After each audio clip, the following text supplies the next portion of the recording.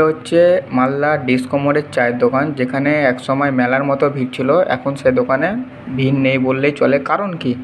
কারণ হচ্ছে প্রাইসের এফেক্ট। সেটা কীভাবে হচ্ছে সেটা বুঝে নিই। যখন সালটা 2016 ছিল, এক কাপ চায়ের দাম ছিল 5 টাকা মাত্র। এক কাপ চায়ের দাম 5 টাকা। এর ফলে কী হতো? সেলসও বেশি হতো, প্রফিটও বেশি হতো এবং গুডউইলও ভালো ছিল তার দোকানে। এখন কী হচ্ছে? এক কাপ চায়ের দাম হচ্ছে 40 টাকা।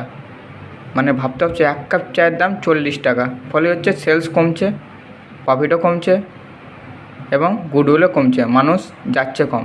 মানুষ কোথায় যাবে? যেখানে 5 টাকায় ভালো চা পাবে, যে দোকানে 5 টাকায় ভালো চা পাবে সে দোকানে যাবে। কেন 40 টাকায় সে চা খেতে যাবে?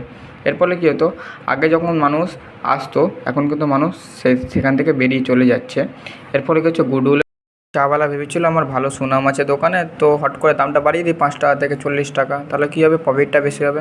কিন্তু সেটা তো আর হলো না। গুডউইলের কারণে কোনো দিনও কিন্তু দাম বাড়ালে চলবে না। দাম সেটাই রাখতে হবে যেটা সাধারণ মানুষ গ্রহণ করতে পারবে।